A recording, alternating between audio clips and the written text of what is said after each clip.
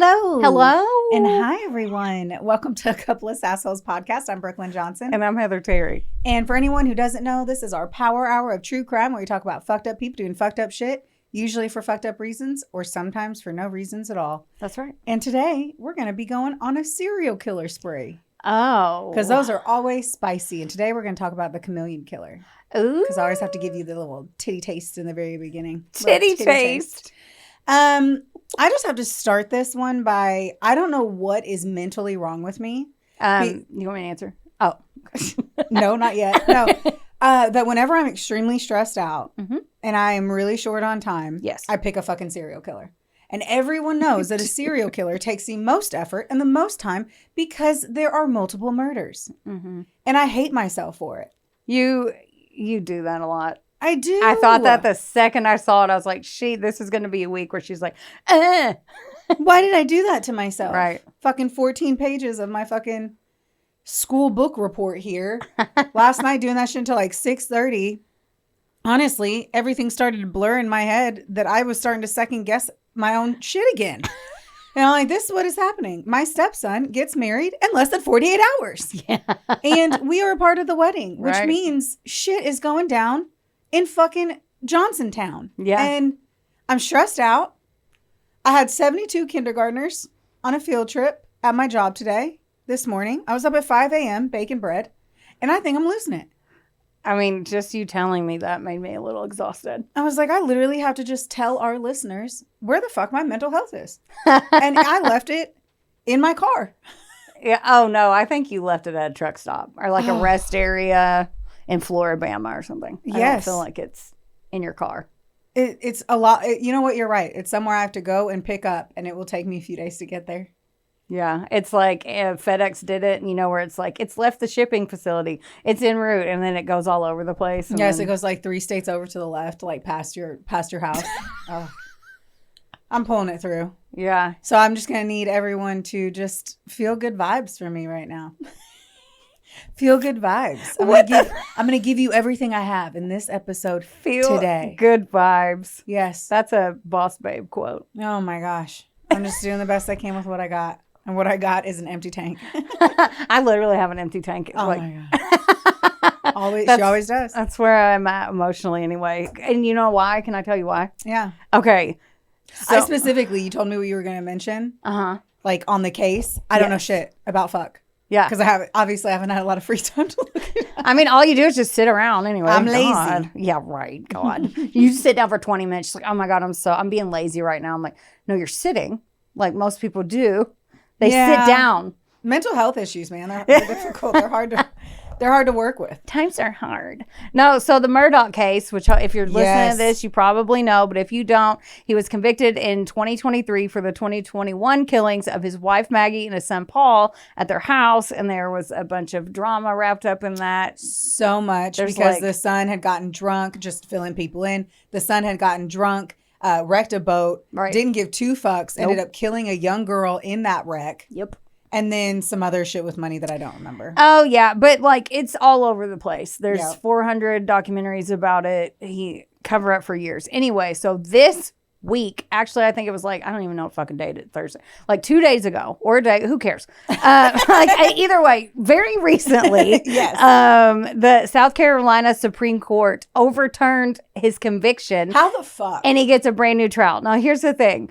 The county clerk there, her name was Becky Hill. She improperly influenced jurors during the trial. So, like, from what I heard Becky through the grapevine. So she was one of them that was in charge of them on their smoke breaks. So they'd go outside to take their smoke break. She's like, "Now you guys make sure you pay attention. You're going to want to hear this." Or like leading comments. Like she gave them little commentary. She just kept her fucking mouth shut. Yes, Becky. But anyway, so that and then. She said something like one of the jurors came forward and said that she told him not to be fooled by Murdaugh's testimony. Like, you can't. You know better. And they're like, watch how he acts. And like, she was basically leading the witnesses, dumping tea all over him when they were just trying to rip a cig because they were involved in a high profile case, getting paid in a cold bologna sandwich and $12 a day probably. But yeah. And then there was $7 after the government. And then there was some kind of other stuff like, the prosecution showed extra evidence they didn't need to show, which could have swayed blah. But so the judge that was on that trial is now retired. So they have a brand new judge. This case has literally been everywhere. So I don't even know. They're going to have to go to the moon to get someone that hasn't seen anything about it. Movies have already come out. Yeah. You know, so movies have already. Like, once there's a movie where we have a high profile actress playing the mom, I'm already like remembering the movie and I'm like, impossible. I have a t-shirt you got me with his face on it. So like we know he did it. I know, but like now we have to spend taxpayer money and go through this all again. And I'm like, I'm always nervous because we tell so many stories about when they redo it. It just takes one freaking person to cause a mistrial. So I'm nervous. This is stupid. It is stupid. It makes my belly ache a little bit. Well, yeah, because double jeopardy. Because if they don't get him this time, they can't get him again. So, right. So, anywho, that's what's happening in true crime world. My asshole is clenched. Same. Mm-hmm. So, quick question. Who do you think is the worst serial killer and why? Whoa! Really? Yeah. Just off the top of your head. Jeez. The fish guy. Ted Bundy was pretty bad, but I'm trying to think of ones that aren't.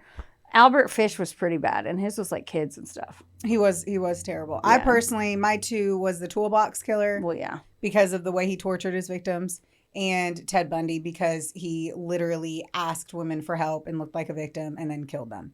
Today, I'm going to give you a different serial killer, and I'm going to give you different reasons to hate someone new. Oh, good. Put more hate in my heart. I mean, it's kind of full, but if we can squeeze a little more in there. I know. Did you guys notice that? Did you notice her little segue? That was very smooth. Thank you. You're a smooth operator. Oh, stop. That was pretty good. Stop it. What the I've had 18 things of caffeine. 8 things? What's a thing of caffeine? I took caffeine pills. I've had cold brew. It's going to be good. It's going to be great, guys. Okay, let's go.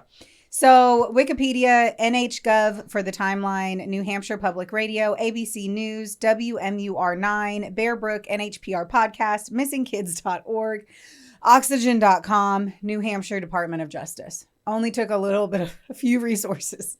I love that you took the deepest breath when you said oxygen. But anyway, I didn't even put that together.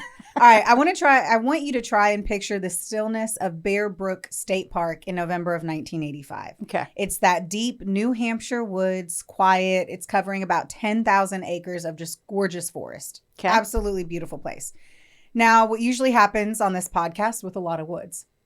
We always find a body. Yeah. This one is no different. Where am I? Not just one, though. This isn't going to be an easy crime to solve. We're going to make this hard and complicated, and we're going to span it over 40 years so that I can get myself confused, because that's what I did today. 40 years? 40 years. Oh, I hate this guy already. Yes. Our what the fuck moments will be plentiful. And our confusion on how the absolute fuck these things happened, my God, it will all be absolute. I'm going to give you so many moments of how the fuck? What? I'm going to give you those. That's what I'm giving you today. I love this prologue. When did we start writing prologues? I love this. I have no idea. I feel like I kind of always do. You leaned in harder. I love it. This one's because this year. New year. Oh, I'm just trying to become a better writer. The 70s will always be the time of the serial killer in my mind, and this story will affirm. Oh, no. All right. So in 1985, I mentioned Bear Brook State Park in Allenstown, New Hampshire. A hunter, because it's always a hunter, that stumbles across a rusted 55-gallon steel drum. Well, fuck. That's never a good sign. Those are either intense chemicals, meth, or a dead body. In the woods? I don't know. Oh, no. I'm just thinking. I was just thinking of Breaking Bad, and I feel like they had a steel drum, but there was probably a body in it. Anyway. Local children, including an 11-year-old Jesse Morgan, had actually seen the barrel months earlier while playing hide and seek, recalling that there was an absolutely putrid smell that ended up driving them away. I watched a documentary. Guess what I didn't do? Write it down. Tell you what it is or how to get it. It was 2020. Yes. Dateline 2020. Wait, that's 2 shows. Is it? Yeah. It was 2020. Dateline 2020 would be like the best show. Yeah. But it would be like the love child of both of like the big dogs. Heard. So just the solo big dog of 2020. Got it. Season 43 or 48. Who really knows? It's on a show somewhere. Yes. And it was about the chameleon killer. Okay. What really tickles my fancy is like discrepancies and things because it really just drives me up the fucking wall. So it's this, I believe it's this guy who I just mentioned who like he implies he had found it, but through court records, they say it was a hunter. So I don't know if these kids who would play hide and seek on their four-wheelers stumbled across it, found it, and then just didn't tell their parents. And then this hunter found it, called the cops. Okay. Okay. So yes, I said that I guess the cops weren't called back then. Anyway, the barrel is open and inside, wrapped in heavy plastic like trash bags, were the remains of a young woman and a child. Forensic examination revealed the victims. Eventually, I'm telling you eventually because it's so far out there. But this is my moment that I'm going to tell you who was found in that barrel. Was Marlise Honeychurch and her eldest daughter, Marie Vaughn. They had been slaughtered, suffering blunt force trauma to their heads before being decapitated. Jeez. Yes. They were buried in a local cemetery under a donated headstone that simply read, "Known only to God." For 15 years, these two souls sat in a cold case file, unidentified and unmourned by the world that didn't even know they were missing. Yes, there's so much more to this, but this is where we're going to start. Okay. But here's the part that will floor me and it will blow you away. And we are going to sit here and we are just going to say, what? What? For 15 years, as investigators hit wall after wall because they still didn't know who was in the barrel. Right. A second barrel sat, are you ready? Just 300 motherfucking feet away. Oh. In the same thicket of brush as the first barrel. I mean, if you're deep out there, though, 300 feet away. It's not 100 yards, so a football field. Which means they were on the other side of a football field. From a cop experience, I feel like they would do like a 2-mile perimeter 100%. around. I was just trying to mentally I math appreciate it up. you for doing it. And that was pretty hot, honestly. That was pretty fucking hot. So I just have to say that. So there's another one. There's another barrel that is not found that is just sitting there for years and years. We'll eventually talk about it. It wasn't until 2000 that a trooper revisited the site when he was still looking into the case and found a second drum, and it was containing the body of 2 more children. 2000? The year 2000? The year 2000. We're going to jump 1985 all the way up until, I'm not even going to fucking tell you the year because you're going to be like, what? Okay.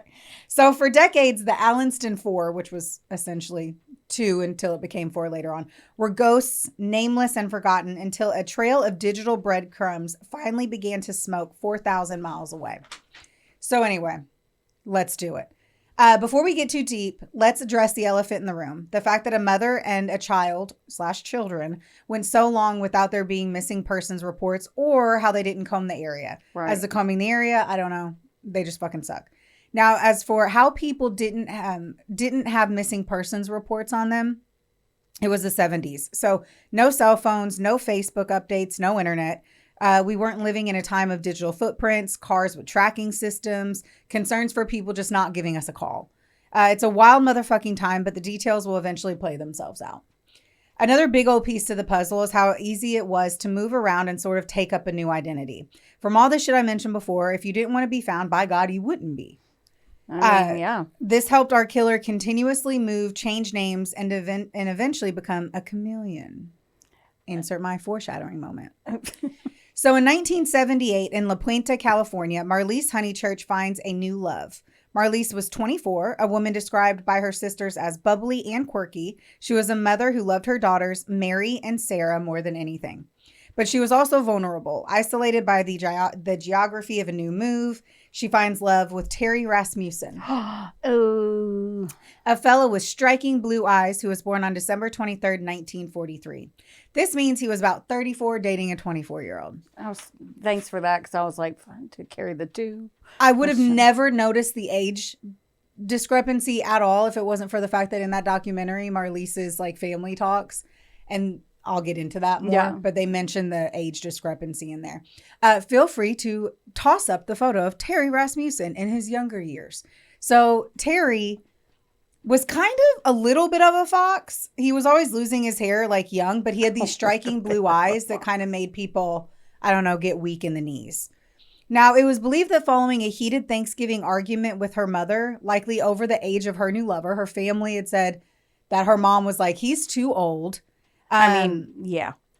And after that fight, basically, Rasmussen, I'm always going to call him by his last name because fuck cunts. He bombed Marlies, promising a fresh start elsewhere.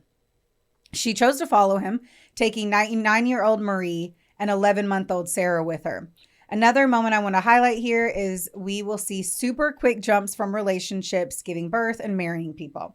Like legit saw one of the timelines, and within the same year, people are remarried.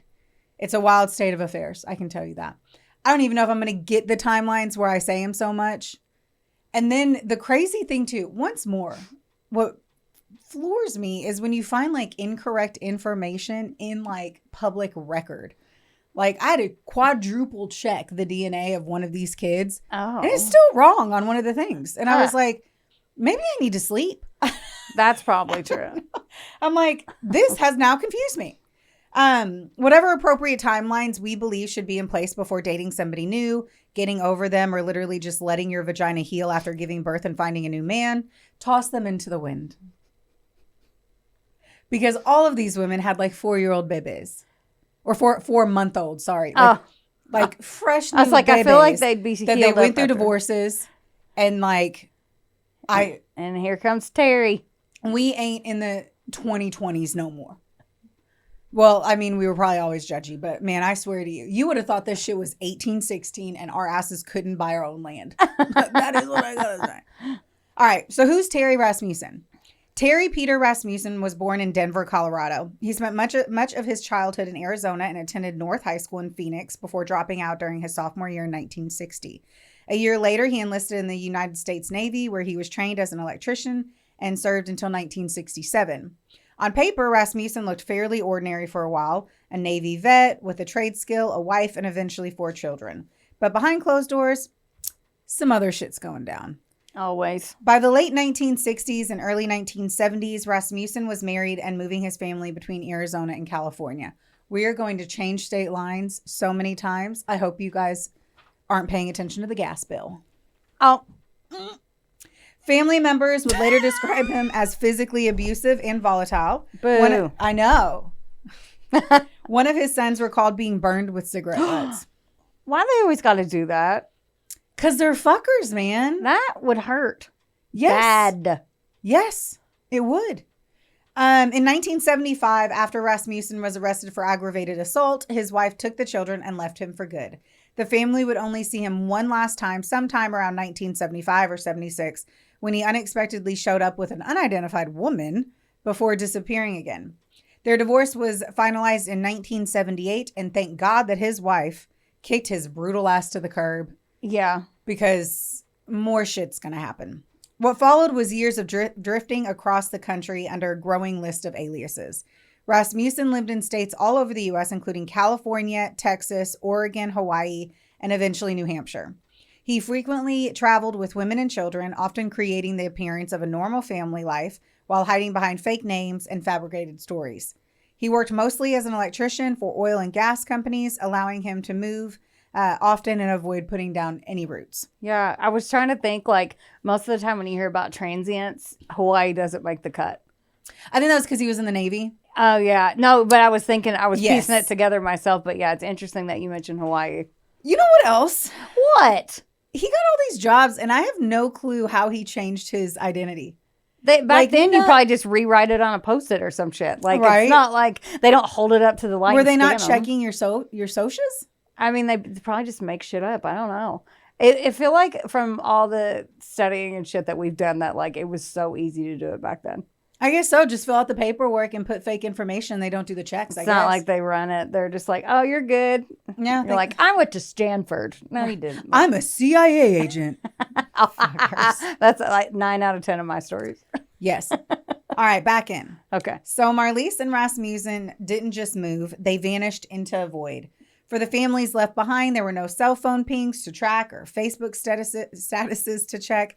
Just a decades-long silence that you think is your fault because you got into an argument with her one time. One of her siblings was like crying because I believe, and I could be wrong, guys. Please do not attack, but my emotions can't cope with it. But I believe that her mother died before they figured everything out.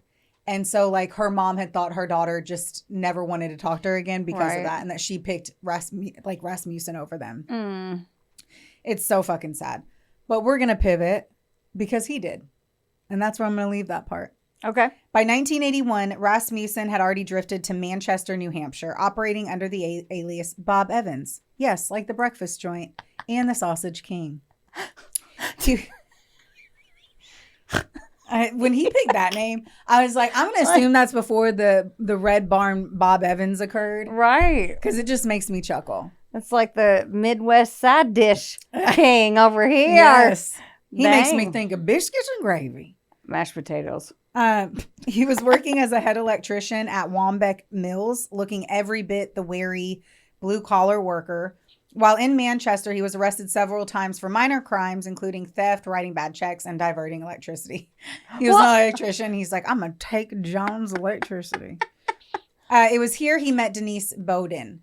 Now, Denise was a loving mother to her six-month-old daughter, Dawn, but like Marlise before her, she disappeared shortly after a family Thanksgiving. Now, why wasn't she reported missing? Well, now it's the early 80s. Families often told themselves comfortable lies to survive the pain of a sudden departure of a family member. Denise's family assumed she had left to escape financial troubles, and she was also looking for a clean break. Now, Rasmussen exploited this grace period to clear the slate. Now, how did he do that? Well, he left New Hampshire, but only with the infant Dawn. Where is Denise? Honestly, we do not know, but she is indeed presumed dead. That he killed her somewhere in California, though her body has yet to be recovered, from what I could find of this date. I hate that for her family. Yes. And as you know, Marlise, you already know that she was found in the barrel and one of her children. Mm-hmm. So... he shows up to this new town with a young baby that he doesn't call Dawn. No, because that's her real name. No. He names her Lisa. Oh, I figured it'd be like Betty Crocker or something. Right. Betty. Now, sadly, Lisa is not taken care of. No. She's underfed. She looks dirty a lot and just not cared for. Not to mention he's arrested in 1985. What year did I say this was? Where was I? I feel like it was in the 80s. Yeah, 1981. 1985, he was arrested while living in California under the name Curtis Kimball. We now have a third name for driving under the influence and child endangerment. Oh, did they get that baby? Oh. But before the case could move forward, Rasmussen disappeared and failed to show up in court. Again, trash fucking human. I can't imagine how scary this was for this little girl. She was a bebe when her mom met Rasmussen. Yeah, you said 6 months old. Yes. She ain't gonna remember his. Now, we don't know the amount of time, per se, that her mother, Denise, was alive. And so, but at the end of the day, it doesn't fucking matter. This is a little girl that's with a man that she knows is not her father. Yeah. And is not being taken care of. While I believe he's living in this RV park in California, he kind of creates this like foster parent situation with another couple that lives there. They have another child and they love the idea of adopting her. They also are seeing this, right? Like they know that she's not being taken care of. So they're like, we have a daughter. I believe that the kid was around maybe the same age. So they were like, we would love to have another kid. And so Bob Evans drops off his daughter, Lisa, with the couple, and they're all excited. And they're actually like preparing adoption paperwork. Like like a legit one. Yeah. Like they were like, let's figure out how to like formally adopt this child.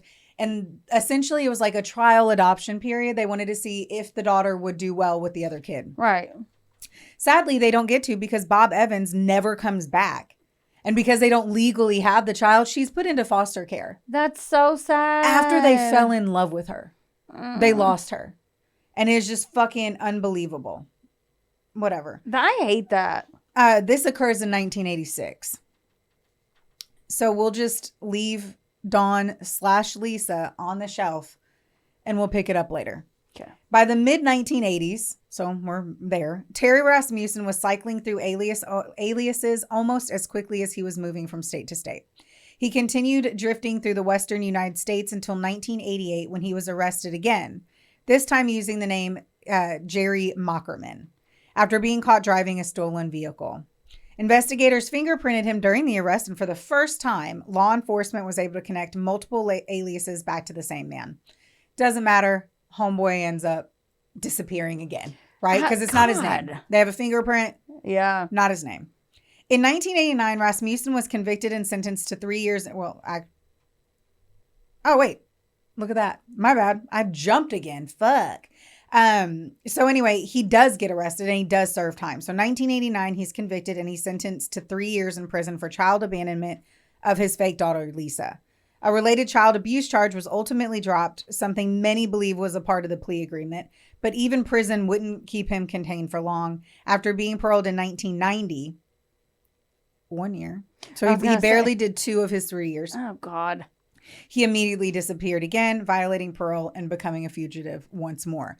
What I don't know, and my apologies for not knowing this, I don't know if he was arrested as Terry Rasmussen. Oh, yeah. Like, do they believe his name's Bob Evans? Do they believe his name is Jerry Mockerman? Like, I don't know. Yeah. I do not know. The biggest issue here, so sorry, real quick, because now I remember. I was like, why the fuck did this happen the way it did? This was at the time when states, they did not have anything digital and states did not communicate. Oh, yeah. So he could have truly been Bob Evans in Ohio and fucking Jerry Mockerman in Illinois and then fucking Terry Rasmussen in Kentucky, and no one would know. Yeah. How did he pick these fucking names? Out of a hat, bro. Like, I can't take you seriously when you say Bob Evans. Every time you say it, I'm like, this is a joke. This is fake. After years of disappearing and reinventing himself, Terry Rasmussen resurfaced once again in 1999. Oh. Under the alias Larry Vanner. Around that time, he was introduced to the family of Unsoon Jun, who is this brilliant chemist in California who had immigrated from South Korea. She had a gentle soul and a family that absolutely did not fucking take to her not answering the phone calls.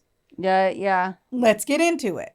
Because if you want to ask me what the fuck Terry Rasmussen, his biggest mistake was not getting with the times or fucking around with the South Korean chick. I mean, that family tie ain't no joke. Especially in Asian cultures, they're like family is above everything. They move in with their parents they move their parents in when they get older. They still live with them. They live with them until they get married. Yeah. Yeah.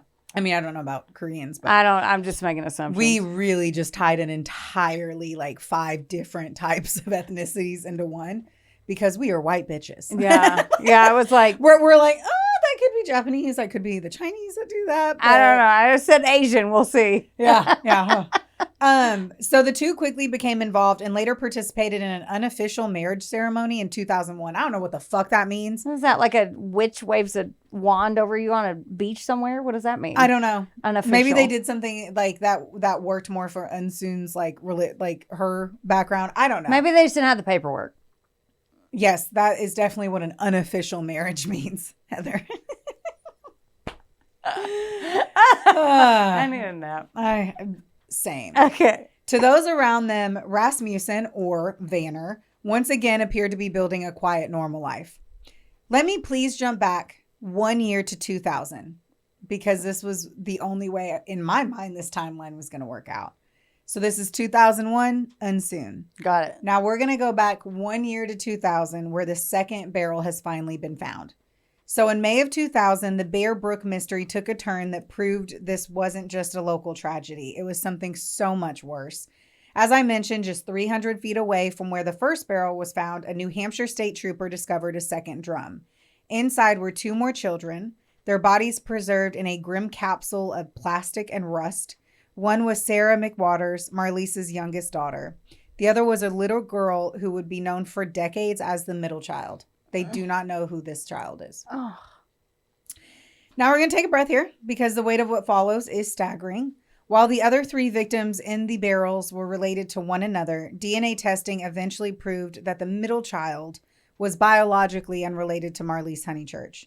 He was Terry and I write that and I'm like, that is wrong. I don't even know why because that middle child was Terry Rasmussen's daughter. Got it. He killed his daughter. He killed his wee baby daughter. And everything else, like my apologies for not skimming this before after fucking writing it all yesterday. But Marlise had a child with him. Mm-hmm. And that was his own flesh and blood. She had literally done nothing but exist, and he discarded her. So the Bear Brook discoveries, right? Beryl 1 was in 1985. Marlise Honeychurch, the mother, and Marie Vaughn, the eldest daughter. Beryl 2, 2000. Cyril McWaters, the youngest daughter, and Rhea Rasmussen, Rasmussen's biological daughter. Wonderboy Media is not only the proud producer of this glorious magic imploring your ear holes right now, but they're also a big deal. Get in touch with them today to make all of your dreams a freaking reality. From using their bangin' ass podcast studio, where we are right now, to creating amazing videos and editing our content like the mystical mavericks they are. Your podcast can go further when you have a Wonder Boy. Hit up Drew today at WBOYmedia.com. Or text him day or night at 270. Just kidding. Does your face look like a mugshot lately?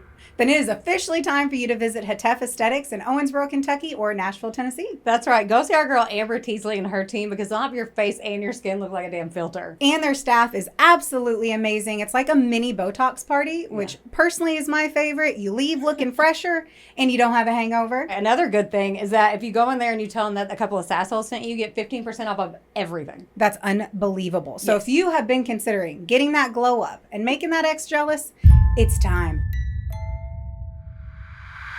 All right, so in Beryl 2, which was found again in 2000, was Sarah McWaters, who was the youngest daughter of Marlise Honeychurch, and Rhea Rasmussen. So they know that child was not genetically attached to Marlise and the other two daughters. Oh. So they know that it's Rasmussen's, but they don't know who the mother is at the time. Oh.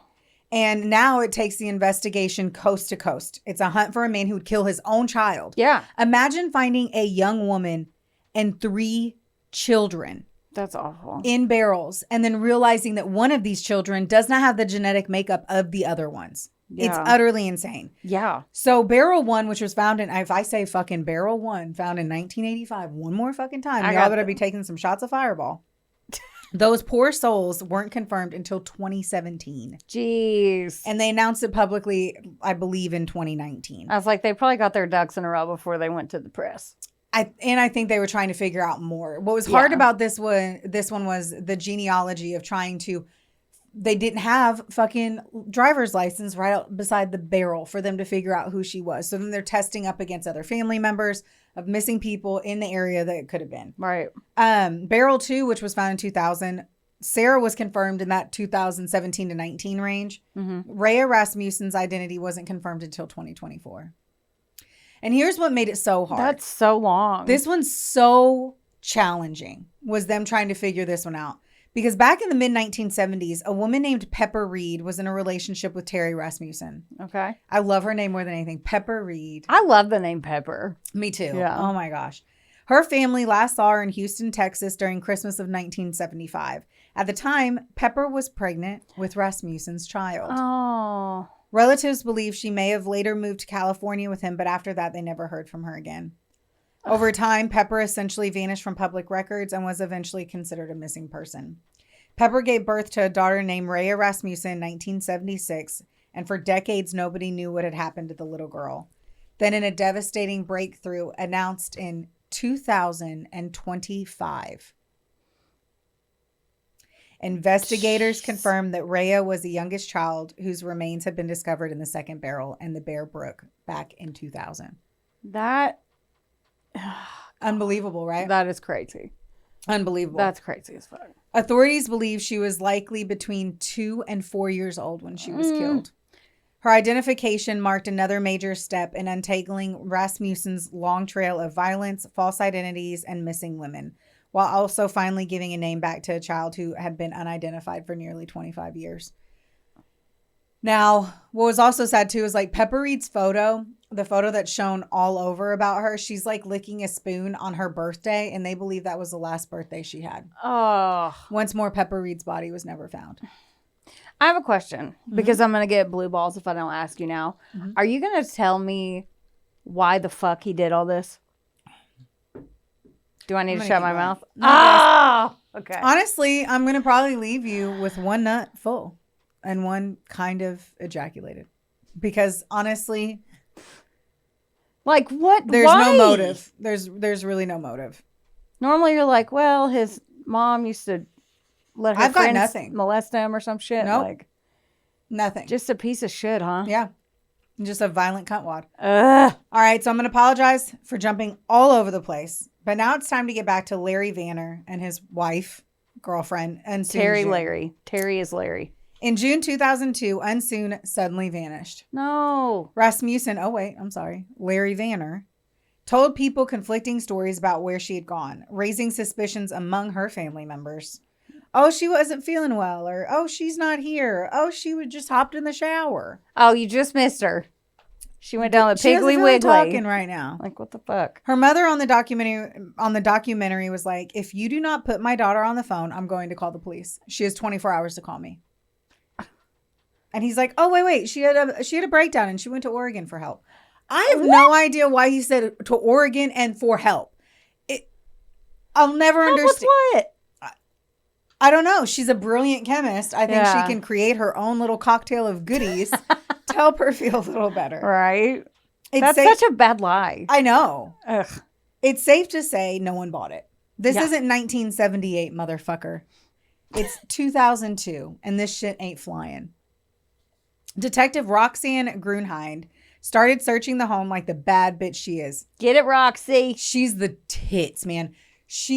All I can say is the motherfucking tits. She has this like vibe about her that you're like, I'm not even fucking playing here. I fucking love her. She found an axe leaned against a wall and an enormous pile of cat litter in a crawl space. Nearly 250 pounds of it. No, that's unnecessary. Which they said ended up being 10 bags. I had to tell you this because I didn't write it and I'm going to do it right here. Roxanne literally had gone to one of the places, I can't remember where, if it was a store that he had gone to. Like when we get to the court part of things, she literally was at a place that was near where Rasmussen had been at one point, and she remembered when she was standing there that because they couldn't figure out how to get the cat litter as like a proof evidence, you know? Right. And she remembered when she was standing there, she was like, "That's a really cool pet store." Oh. She goes back to it. She goes up to him and she was like, "Hey, has anyone bought 482 bags of cat bought litter? a lot of cat litter?" Yeah. And they go, "Yeah, it's so crazy. This guy came in and bought 10 bags of it." And the guy literally knew. He paid in cash, and I don't know if they used a camera that was in the store, but that was one of the biggest pieces, was trying to find where he bought it, and the guy remembered him. Wow. Well, obviously because of that, but it was his blue eyes. Yeah, his eyes are very piercing, but people just usually aren't casually going to 250 pounds. 10 bags is so much like Tiger King didn't even have that down there for them big cats. You don't need that. It's crazy. Now, hidden beneath the litter, Grunhind had discovered a mummified human foot wearing a single flip-flop, and it was Unsoon. Authorities determined that she had died from blunt force trauma to the head. Rasmussen / Vanner, arrogant and seemingly confident in the anonymity of everything he's fucking done, volunteered his fingerprints for a background check. He did? I don't know why he did that. Yeah. Cocky. This ended up being his final mistake. The prints didn't just link him to Unsoon's murder. They tore through his aliases. Yeah. Curtis Kimball, Gordon Jensen, Bob Evans, and currently Larry Vanner, and that he is Terry Rasmussen. She realized that he had no digital footprint because he had spent his entire life running from the things he'd done. Rasmussen was arrested in November of 2002 and eventually pleaded no contest to charges connected to Unsoon's murder and dismemberment in 2003. I say dismemberment. There was dismemberment. He was sentenced to 15 years to life in prison, though at the time, investigators still had no idea they were dealing with a man tied to one of New Hampshire's most haunting unsolved cases. I mean, They still didn't know yet.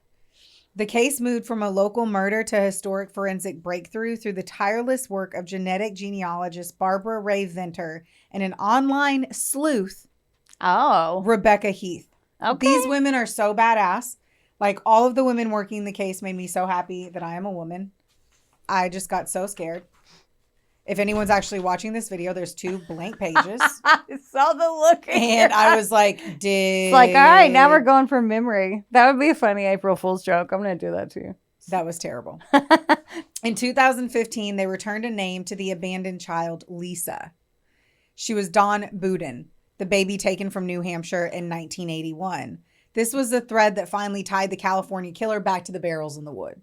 Oh. So the state connections were now kind of taking it back. Yeah.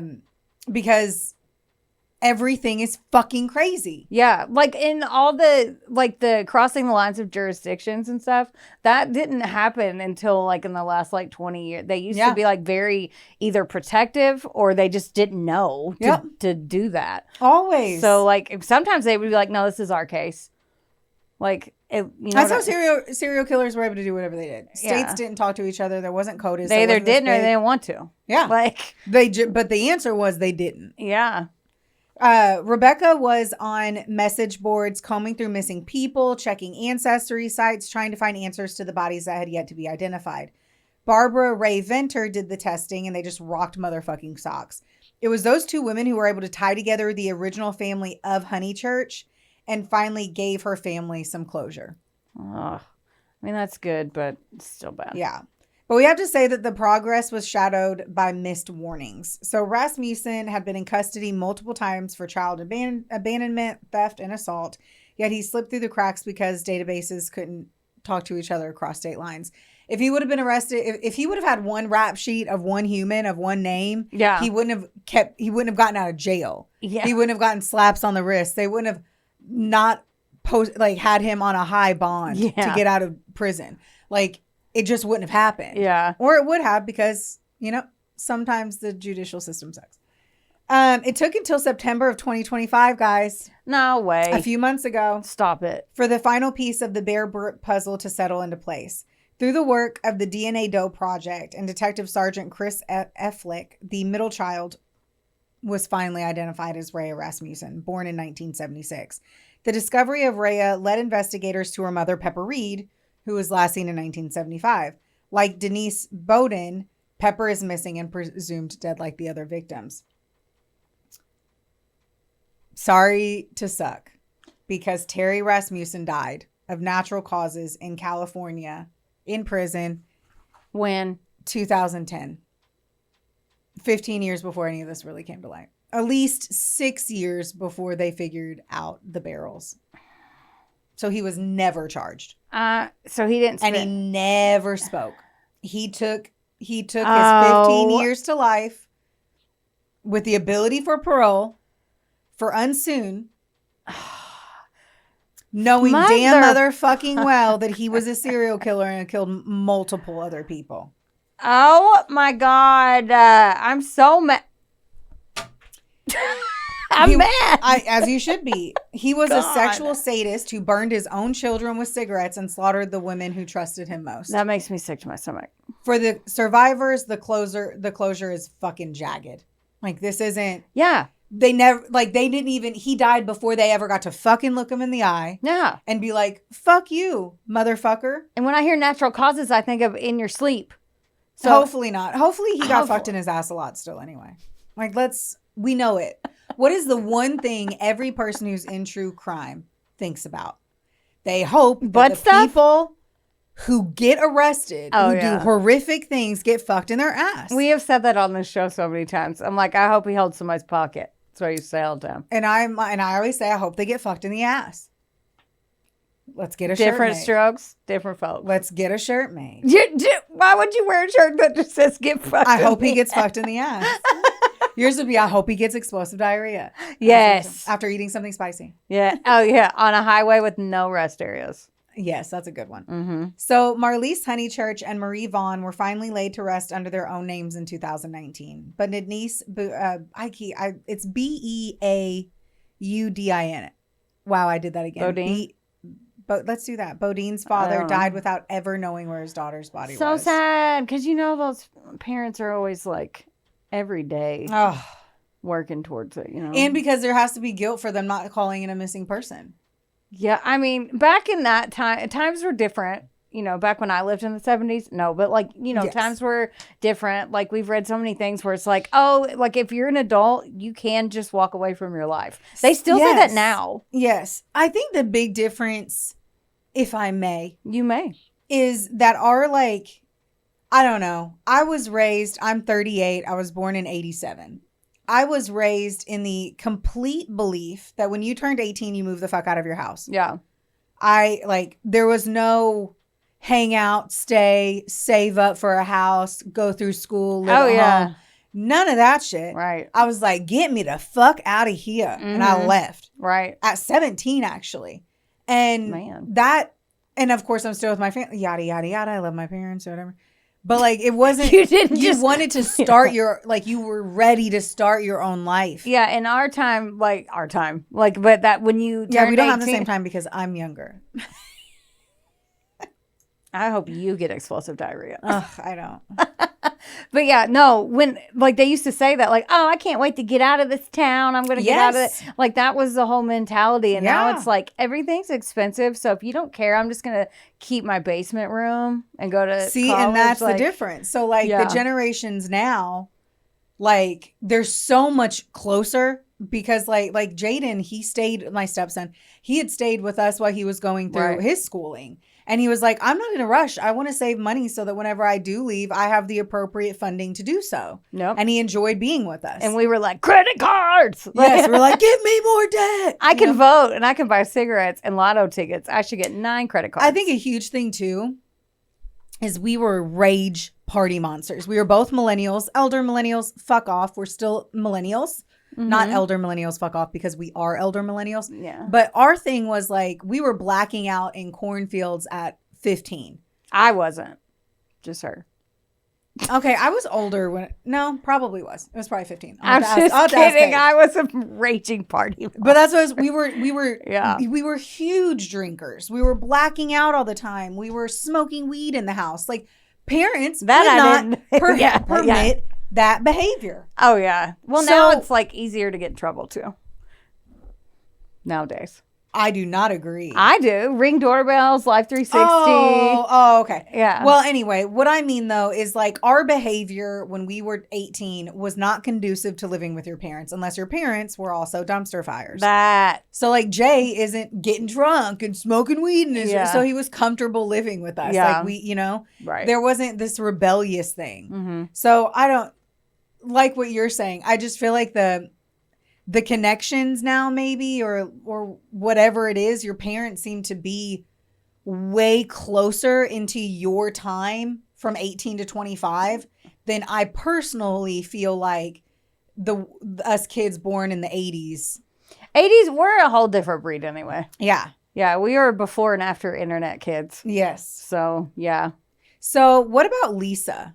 Oh, we have a story. Dawn. Yeah, we're still in here. Or we'll just keep talking about millennials. Right. What about Lisa / Dawn? After Terry Rasmussen abandoned her in California in 1986, Dawn DeShays. Keep in mind, all of these, I think what also got weird was because the kids' last names were the husbands, the previous husbands. Right. So the last names didn't connect any of the kids to the mom again. Yeah. Even though the mom had full custody of these kids, the last names were the father's names. So it also, I feel like that kind of makes it a little more confusing going from DeShays and Bowden. Right. She was taken into protective custody and eventually entered into foster care, right? Now, this is where the story actually gets better. We have a happy ending here because compared to everyone else that was connected to Rasmussen. Dawn was eventually adopted by a loving family and grew up in California without knowing her true identity or what happened to her biological mother. Now, for years, she only knew fragments of her past and that the man she knew as her father had disappeared. So in her mind, in her beliefs, truly, Rasmussen was her dad. She didn't know anyone else. Yeah. As an adult, she cooperated with investigators and provided DNA, which became one of the key breakthroughs in unraveling the Bear Brook murders. In 2019, genetic Genealogy confirmed that Lisa was actually Dawn DeShays, the daughter of the missing woman, Denise Bowden. From what's been publicly shared, Dawn has chosen to live a relatively private life despite becoming an important part of one of the most famous genetic genealogy cases in the country. Investigators and journalists involved in the case have often spoken about how resilient she was, especially considering the instability and the trauma she experienced as a child. The families that were torn apart by Terry Rasmussen were able to come together back in Bear Brook State Park, back near Bear Brook State Park in Allenstown to put to rest the victims under their real names. Now, if you watch that documentary, Dawn is there, and she's so sweet, and she calls him her dad, which is also where at points in it you kind of get confused, being like, genetically is it? But in her mind, that was her father. I mean, yeah. And she met the aunts and uncles of the honey churches. Oh, good. And they were very kind, and she was like, I'm so sorry for what my dad did, because again, he was her father. Damn. And so the victim's family and the daughter of the killer were able to have like this really cathartic kind of experience. Though once again, as I mentioned, it was a jagged closure. Yeah. Because once again, take a shot. They weren't able to confront the man that killed their sister, their aunt, their mother. They just weren't able to fucking say fuck you. Yeah, they didn't get to read their victim impact statement at trial. No.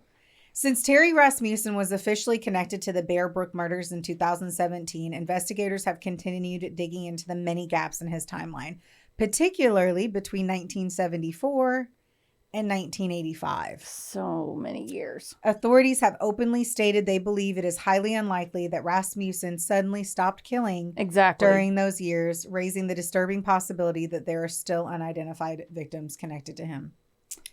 Over the years, Rasmussen has been loosely connected to several disappearances, especially in New Hampshire, where he lived under the alias Sausage King Bob Evans. Oh my! You said that. I'm like, one of those cases. So now I'm going to tell you just shitty shit. Okay. One of those cases involved 14-year-old Lauren Ron, who vanished from Manchester in 1980, just a mile and a half from Rasmussen's residence. Another one, Dan Olt. She disappeared that same year, only blocks away from where Rasmussen was living. Investigators later searched areas connected to Rasmussen after receiving tips, though officials have said no direct evidence tying him to Denault's disappearance has been found. Even now, investigators believe that Rasmussen's full trail of violence may never be completely known, and some believe that he has killed up to 20 people. I wouldn't doubt it. Terry Rasmussen, known as the Chameleon Killer, was a serial killer unlike any other. Instead of picking people at random, he lived with them, loved them, and then murdered them, including his own daughter. And that's the story of Terry Fuckhunt Rasmussen, the Chameleon Killer, and his victims. I forgot how crazy that story is. Me too. Like, I knew, like, the high level stuff, but like I forgot how crazy that is. And I still like how and why. The whole reason I personally am interested in this true crime genre is because I want to know how and why. And like nobody knows because the motherfucker didn't say anything. Which means like, so what does that mean thinking about it right now? Like, he didn't do it for the notoriety. He didn't do it because he wanted to be famous. Well, sometimes serial killers do it because they want to live in infamy, right? No, yeah, that's what I'm saying. Especially once they get caught. Mm-hmm. So usually once you're caught, even fucking Gacy was like, I didn't do it. And then whenever he was like, oh, all the evidence is there, he was like, I'm the best serial killer in the world. Right. And you would think he would... I don't know. He only sat in prison for a handful of years, essentially. Yeah, for like bad checks. Yeah, like for amount of holding water was how many years he was fucking in prison before he died. Yeah. But I agree. From 1974 to 85, I jumped. Yeah. Like, there was no comments on that. And there's no way he's just like, you know what? I need a break from that. I'm burnt out. That's a crazy part about it too, is like these were women that like loved him and Yeah. and like chose him and like left their families. So he picked women who had young kids that obviously went through breakups because of the timelines of how young their kids were. Mm-hmm. And because they had the last name of the husband, that would imply they were married. Mm-hmm. At least my understanding of it. And so then he picks these women with the young kids that are vulnerable. He specifically gets them away from their families, secludes them in a different state, Mm-hmm. and then kills them and their children. Or takes one of the kids. That's nuts. It makes no sense. No. None of this makes any sense. And like the statement, he's a sexual sadist, I'm like, what do we even know of that? Because women didn't live. Yeah. Nobody got away to tell that to. Unless, Besides his first wife. Oh, and yeah. So remember and that's had to have been where the information came from.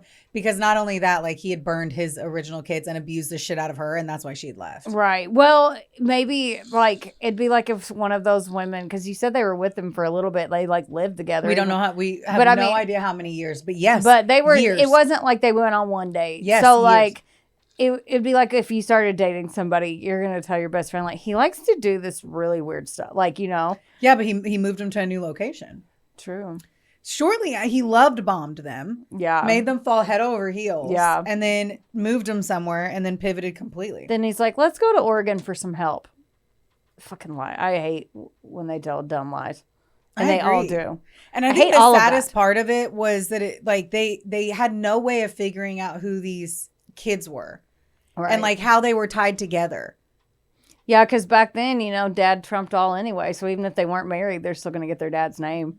Like if they list the dad. Oh, I'm talking about like because they were found in the barrels. Like Oh, there was yeah. no way to find out the identity of the kids. And that's Yeah. why it took 25 years. Yeah, because their names were different too, right? Right. But Yeah, there was no DNA to test it against. that's true. Yeah.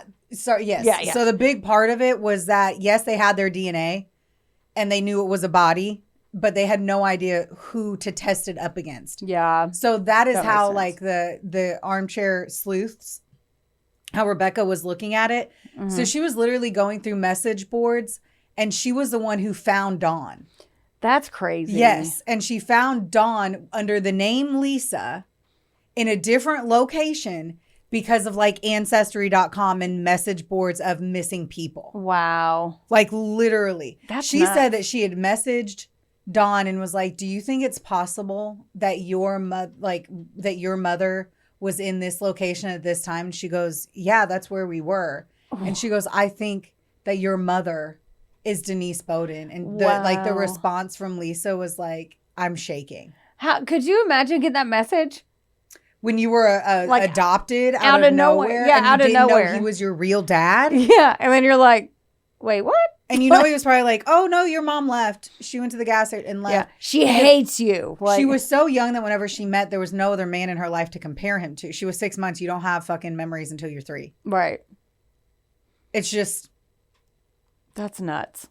and then luckily, whenever she does the DNA testing and realizes that she's not the blood of Rasmussen, that would always be my biggest fear.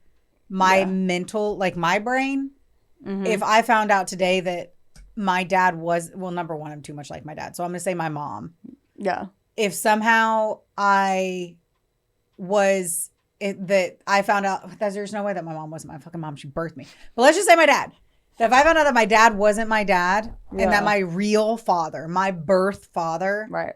was a serial killer, I would be like, do I want to kill that kitten? There's Like, there's all kinds of shows like that are Yeah. about that, and they're like, and even kids that come from just bad homes or poor homes or something, they're always like, I don't want to be like my parents, or I don't want to be. So like, could you imagine coming from somebody that did this shit? Not just No. like, I don't want to be a bitch like my mom. You're like, I don't want to kill 40,000 million people. Like, why did he take her and not kill her with, and I know the answer. I'm asking, why did he not kill Dawn with Denise? And it's because it made him better and an easier person for you to talk to because he was a dad taking care of a little girl. Yeah, he was using it as bait. Yes. Yeah, I had a friend. Isn't in that col- insane to Yeah. kill a mother and take the baby? Yes, all of this is insane. Ugh. I had a friend in college who borrowed my puppy and took him to the park, try to meet girls. So it's like, Was he ugly? no, he was actually cute. Then he didn't need to do that. I know. I was like, I don't think you need this, but you can take him because And then to say it was somebody else's baby. He's like, I'm watching it for my friend, so that made him look even better. Oh my god. I was like, nowadays it would look like he'd be a creep, but back then it worked a little bit. Yeah, 100. Yeah, the 90s that would have been pulled off. That's like every the 90s. I wasn't in college in the 90s. That's the only time I feel like that would have worked, sister. The only time. So yeah, that was fucked up. Yeah. I definitely suggest though, if you're interested in it, to watch the 2020 special. Just because this one is so it's complex, like, and even in it, whenever you can, I don't know. Sometimes you have to like hold on to the belief of the documentary because you actually are seeing the people. Yeah. Versus like one of the fucking big articles that I read had a typo of saying it was in 2022 that Unsoon died, and it was 2002, and I'm like, that's a huge fucking error. Yeah, that it then made me flip back through and triple check everything. Yeah, and that's the hard part when you do research, because I'm always I feel like I'm like overly explaining the fact that I did not report on this whenever it happened in 1985. Right. But that's always the crazy part of piecing this stuff together. Yeah. And I listen to other podcasts and they speak it all like it's truth. Yeah. And I just can't, because I'm like, no, I can't say it with 100% confidence because I'm comparing 9 resources and not all 9 of them are saying the same thing. Right. That's why we always are real. And we're like, listen, we don't know shit about fuck, but we're going to cherry pick, and here's where we found everything. And I will say that is probably why we are yet to have our own moment on a documentary for the Bear Brook. Yet. Maybe Dateline 2020 will hire us. You know, I think you gave him a shout out. Yeah, right. I feel like the big difference too is like we do not spend a season on a case. No. And for us personally, if you feel like that's something you want to see, or there's a case that you're like, I want a 3-part series on. Me and Heather have talked about it before. Yes. I've been the one pushing for That's this. why I was like, that I want to dig really hard into a particular case and do it as a series. That would be cool. It would be cool. But I also feel like, too, it would be one of those things like we have to get the right case. So if there's one that you guys are like, there's so much, dig into this, let us know. We're down to do it. Yes. Yes. Yeah. Don't forget, like, rate, review, subscribe. Yeah. If you listen to us on different platforms, we would love for you to come over to Spotify. That's right. And all of our links. Oh, yeah. Yeah, I was still talking this bitch. I know. If you want to hear us interrupt each other, if you want to watch our facial expressions, mine's moving a little bit. I need to go see Hatef.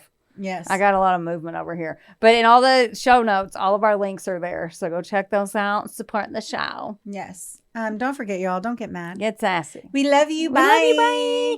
I love that you always put your foot in. Bye.